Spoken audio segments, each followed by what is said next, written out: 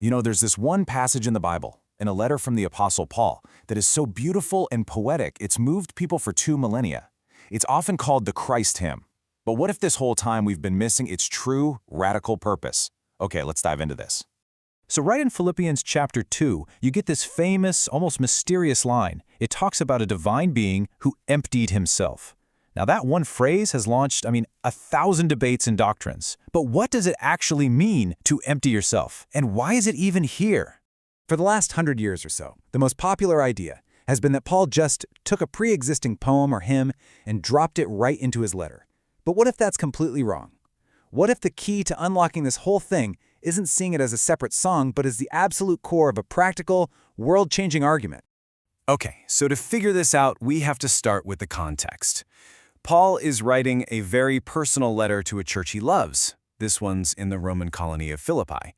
And then, right in the middle of it, the language just shifts. It becomes rhythmic, profound. And scholars have been trying to figure out where this piece of writing came from ever since. And basically, it all boils down to 3 main theories. First, Paul wrote it himself. It's just part of the letter. The second theory, and this was the most popular one for a long time, is that he borrowed a well-known early Christian hymn. And the third is that a later editor, a redactor, skillfully inserted it after Paul's death to, punch up the message. Now here's where it gets really interesting. A scholar, Dr. Daniel Darko, points something out that's kind of mind-blowing. For a claim as big as Paul borrowed a circulating hymn, you'd expect some evidence, right? But there's nothing.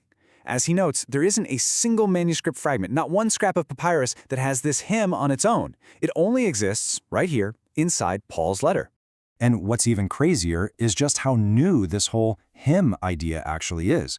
For more than 1,700 years, nobody called this a separate hymn. According to the research, the very first time anyone in scholarship mentions it as a hymn doesn't even happen until 1899, and the theory only really caught on in the 1920s. So for almost all of Christian history, people just read it as a powerful part of Paul's original argument. So if it's actually part of Paul's argument, that makes the content even more important. And no part of it is more debated than that phrase, he emptied himself. This one little phrase launched a massive theological debate. So back in the 19th century, German and English theologians developed what's called kenosis theory. It comes from the Greek word kenosis, which means emptying. And the idea was that for Jesus to become fully human, he had to literally empty himself of his divine powers, his omniscience, his omnipotence, basically setting them aside for his time on earth. But see, this raises a huge question that gets to the very heart of Christian theology. Did Christ just stop being God for 33 years? Or does the text mean something totally different? Was the emptying an emptying of his divine nature? Or was it an emptying that was demonstrated by his humble actions? This leaves us with 2 very different ways to look at it. View 1 suggests he temporarily let go of being God, which creates all sorts of theological puzzles. But view 2, which the text itself seems to support, says something way more profound. It says he showed what it truly means to be God, not by clinging to power, but by choosing to give up status and privilege to serve other people. And here's the crucial part. The passage itself tells us how he did it. He didn't empty himself of his divinity. He emptied himself by taking the form of a servant. The action is the emptying. It was a giving up of heavenly privilege, not his divine nature. And once we get that, the whole purpose of the passage just snaps into focus. See, this isn't just some abstract theological poem. Paul is using it to make a very practical, very ethical point. The key that unlocks the whole thing is literally the sentence right before this so-called hymn even starts. It's the setup for the entire example he's about to give.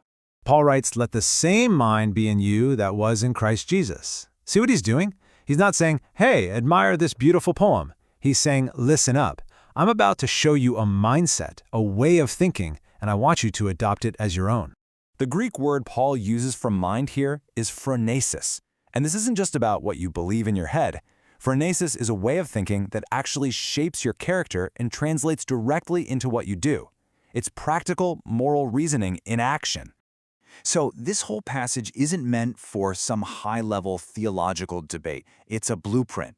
It's the ultimate case study of the phronesis of Christ, a mindset that doesn't grasp for power but gives it away in service. Paul is telling the Philippians, this is how I want you to think and act towards each other. And this mindset, it was completely revolutionary. I mean, in the Roman world of status, honor, and power, what Paul was describing was a path to greatness that was totally and completely upside down. The path Paul lays out actually looks like a V. It starts with a descent, giving up status, taking a servant's form. It hits rock bottom at the ultimate humiliation, death on a cross. But because of that descent, the path then shoots upward into ascent, where God highly exalts him and proves that his radical humility was right all along. And this was a direct challenge to the Roman world. In a place like Philippi, the model for power was Caesar, and Caesar's way was simple.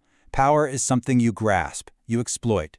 Greatness means climbing over other people to get to the top so you can be served.